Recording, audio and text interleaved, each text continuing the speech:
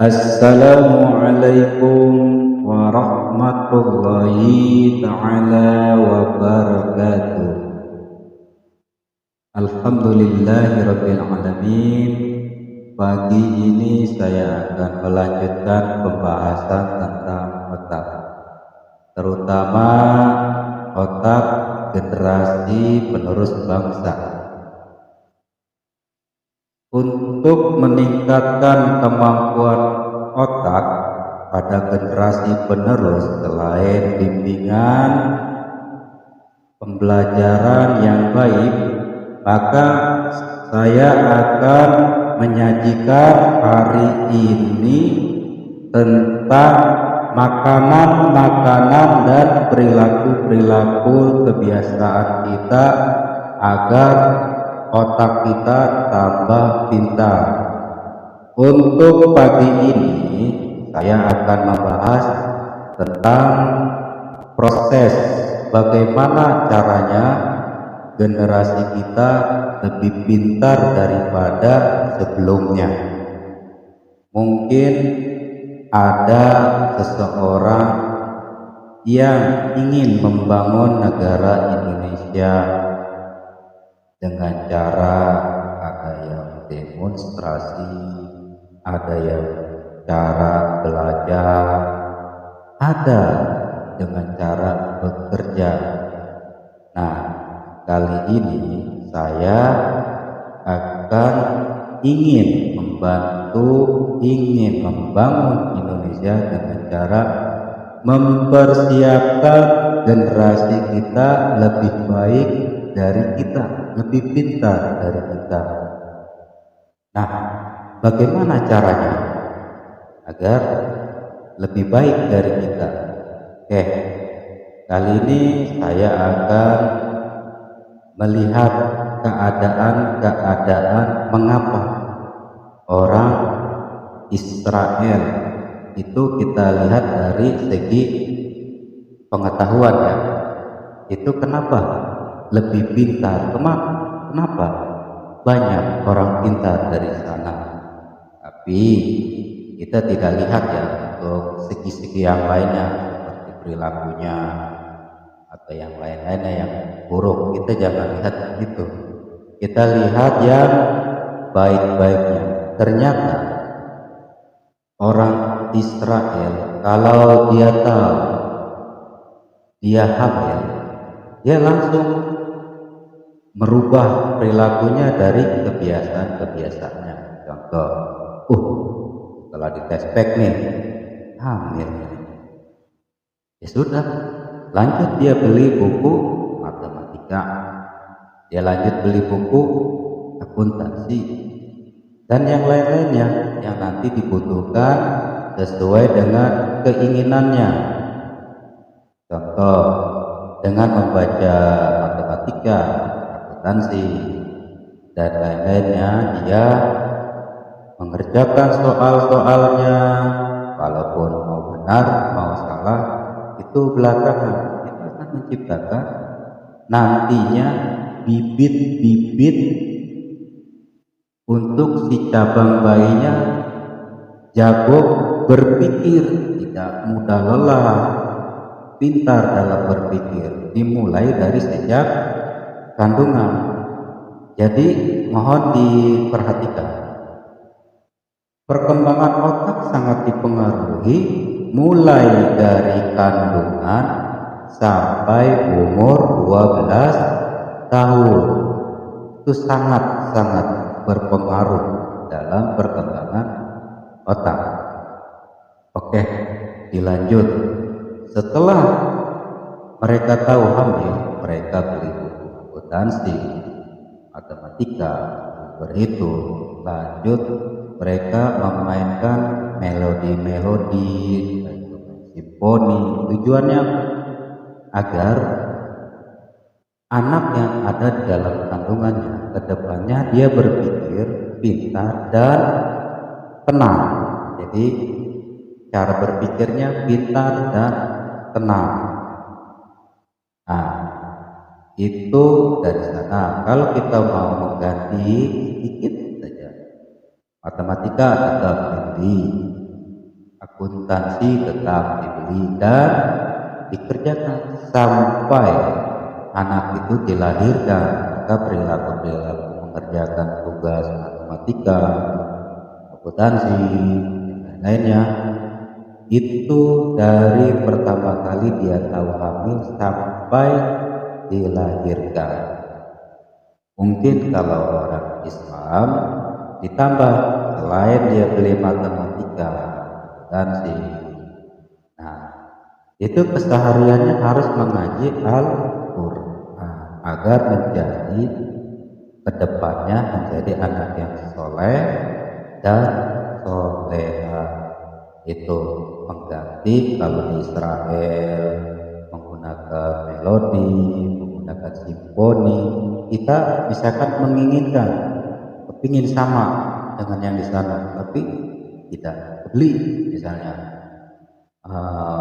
musik-musiknya atau alatnya mahal, kita ganti dengan cara yang lain, dengan cara yang Islami bisa, dengan tujuan agar anak kita ini pintar dan soleha. Nah, itu dari segi perilaku. Dari segi makanan, orang Israel itu selalu makan kacang badami saat dia lagi hamil. Nah, kacang badami itu dicampur dengan susu, dia makan sehari 2 kali. Nah, ada perilaku selanjutnya. Mereka kalau makan ikan, baik ikan darat atau ikan tawar, ikan air tawar, ikan air laut, mereka selalu makan 50% dari jumlah ikan itu dia makan dari ukuran perut sampai ke bawah. Bahasa kitanya mah dibagi 2 ikan itu, jadi dia ambil dari perut sampai buntut. Nah, itulah yang dimakan. Kalau dari perut sampai ke atas mereka tidak mau makan karena itu akan mengurangi tingkat kecerdasan si cabang bayi. Nah, selanjutnya walaupun mereka makan ikan dengan posisi 50% tersebut, jika di hari itu, maksudnya di waktu makan tersebut, mereka tidak mau mencampur dengan daging. Contoh, kita makan ikan kembung, ada daging, itu daging tidak dimakan, karena bila mana ikan bertemu dengan daging, maka itu akan mengurangi juga tingkat kecerdasan. Tapi kalau mau makan daging, caranya ikannya tidak dimakan, dagingnya dimakan. Jadi dipilih salah satu agar tingkat kecerdasannya tetap terjaga. Itu kebiasaan orang Israel. Patut kita contoh, kita coba, dan saya pun sudah mencoba. Alhamdulillah sesuai dengan apa yang saya pernah baca. Itu sangat sama hasilnya. Nah, itu baru saya jelaskan dari faktor makanannya. Nah, bila mana si ibu itu hamil, maka ada beberapa alternatif yang lain selain dia makan kacang badami dicampur susu. Itu kita bisa minum minyak ikan yang mengandung omega, diminum sehari 2 kali 1 setelah makan ya.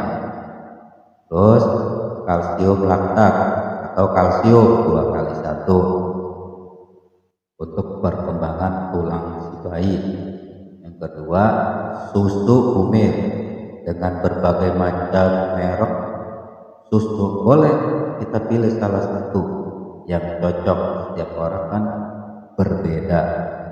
Nah, ada yang cocok susu A, ada yang cocok susu B. Aturannya sama, diminum 2 kali 1. Perlu diingat ya, bahwa kecerdasan anak dimulai masukkan nutrisinya itu 0, maksudnya masih dalam kandungan, sampai umur 12 tahun. Di situ perkembangan otak sangat-sangat berpengaruh. Jadi harus ditunjang dengan makanan 4 sehat, 5 sempurna, dan mengandung omega. Untuk makanan-makanan yang lain itu bisa dengan untuk depan ya, jika anak ini sudah bisa makan, sudah lahir katanya. Jadi kalau belum lahir, pertama urutannya sedang hamil, ibunya yang makan, contoh dari golongan ikan, ibunya makan ikan salmon, makan ikan tuna, ikan sarden, ikan dorang, ikan tenggiri, dan ikan kembung. Ini banyak mengandung omega. Omega fungsinya itu untuk nilai gizi dari otak tersebut. Jadi otak itu sangat butuh omega. Nah, dari golongan makanan yang lain itu pisang, bayam, telur ayam. Telur ayam ini kan ada 2, ada yang terlihat kuningnya, ada yang terlihat putihnya. Putihnya ini mengandung protein untuk membangun zat-zat atau organ-organ kita. Nah, yang kuningnya ini mengandung omega. Nah, ini untuk pembicaraan anak kita. Dan yang berikutnya itu dari segi sayuran itu brokoli sama mengandung omega. Untuk susunan Bumil, pertama apa yang tadi saya sebutkan itu, ibu hamil akan itu sampai anak itu lahir, sampai dia menyusui. Nah, menyusui punya kewajiban. Kalau di dalam Islam itu kewajibannya sampai umur 2 tahun. Jadi si ibu makan makanan yang mengandung 4 sehat, 5 sempurna, dan yang mengandung omega yang tadi saya sebutkan dari beberapa contoh ikan salmon, tuna, sarden, dorang, tenggiri, kembung, itu dimakan saat dia sedang hamil sampai dia menyusui 2 tahun. Nah, bila mana anak sudah bisa makan sendiri, entah itu anak di atas umur 6 bulan, mungkin umur 7 bulan, mungkin 1 tahun. Nah, itu baru kita perkenalkan makanan-makanan omega secara langsung. Biasanya kan lewat ASI. Nah, selain dari ASI, kalau di bawah 2 tahun bisa juga diperkenalkan seperti ikan salmon, ikan tuna, dan sarden. Prinsipnya makan tapi aman. Itu sudah boleh makan nasi misalnya di atas umur misalnya 7 bulan. Ya, disesuaikan dengan kondisi bayinya. Makanan-makanan tersebut diusahakan sampai umur 12 tahun. Dari kandungan hingga umur 12 tahun itu sangat berperan. Otak itu dalam hal perkembangannya luar biasa jika didukung dengan omega. Oleh karena itu saya menyarankan, yuk kita berjuang bersama-sama untuk membangun Indonesia ini dengan cara mempersiapkan generasi-generasi bangsa Indonesia ini dengan semaksimal mungkin menjadi generasi yang baik, generasi yang pintar, generasi yang soleh dan soleha, yaitu dengan cara yang saya sebutkan. Ya, di mana apa yang kita lakukan ini sebenarnya saya menggabungkan dari kebiasaan-kebiasaan orang Israel dan orang Jepang. Orang Israel yang tadi pernah saya sebutkan, orang Jepang ini tinggi dengan omega. Ayo kita gabung antara kebiasaan-kebiasaan negara yang kita lihat otaknya cerdas, kita terapkan, tapi kita juga punya budaya-budaya yang baik di Indonesia yang harus kita pertahankan, baik dari segi akhlak, dari segi sopan santun dan agamanya, itu kita tingkatkan. Di mana jika kita melakukan hal ini, memberikan makanan-makanan mengandung omega, anak kita ini bakalan menjadi penerus bangsa yang pintar dan bangsa yang soleh-soleha. Itu butuh bimbingan juga dari orang tua, karena perilakunya nanti anak kita akan menjadi anak yang agresif. Dengan makanan-makanan yang tadi disebutkan, anak kita ini kalau sudah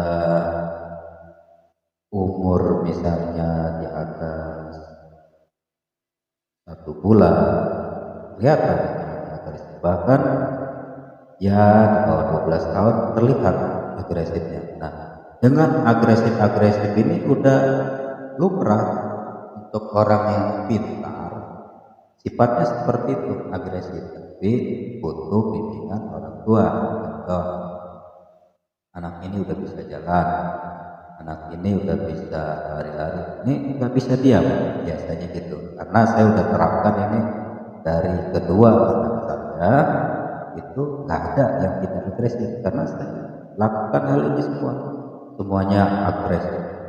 Nah, dengan agresif ini kita harus menyelamatkan kita dari kecelakaan, baik itu di jalan dia nggak bisa diam, takutnya ke tengah jalan. Ini harus diperhatikan dari segi pertanyaan ini lumayan banyak dan kritis pertanyaan. Kita harus jawab dengan apa yang kita tahu perlahan-lahan.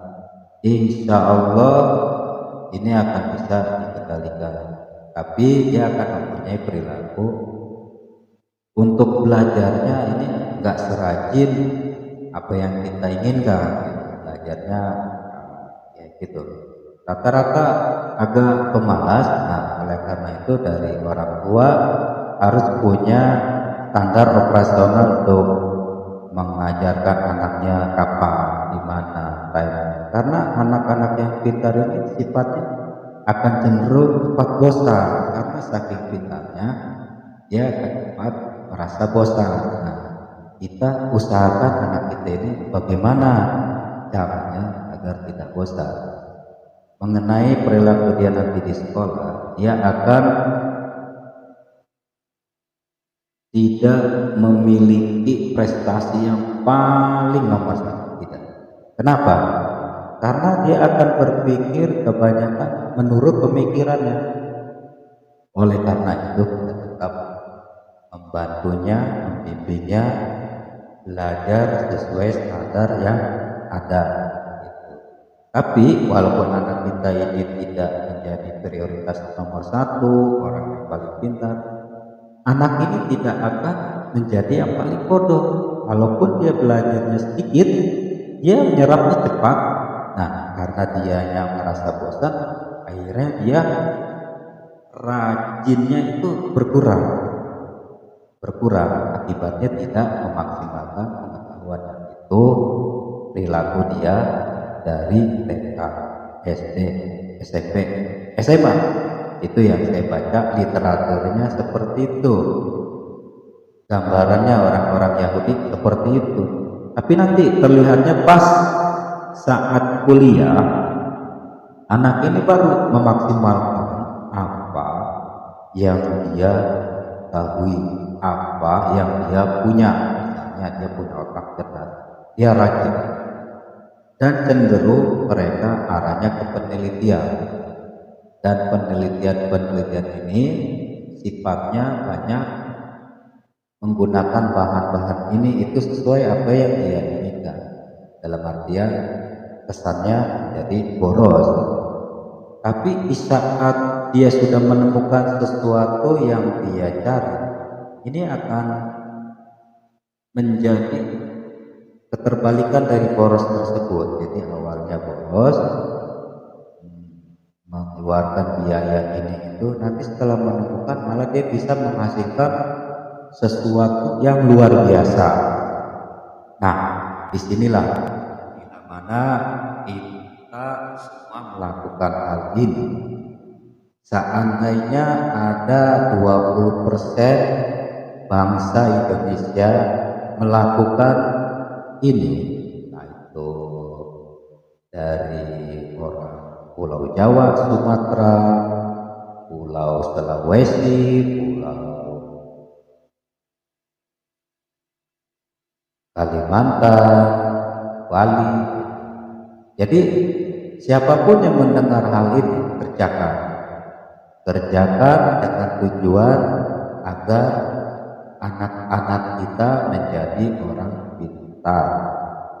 Di mana orang pintar kalau sudah menghasilkan produksi dari penelitian, dia akan bisa menggapai, dia akan bisa menarik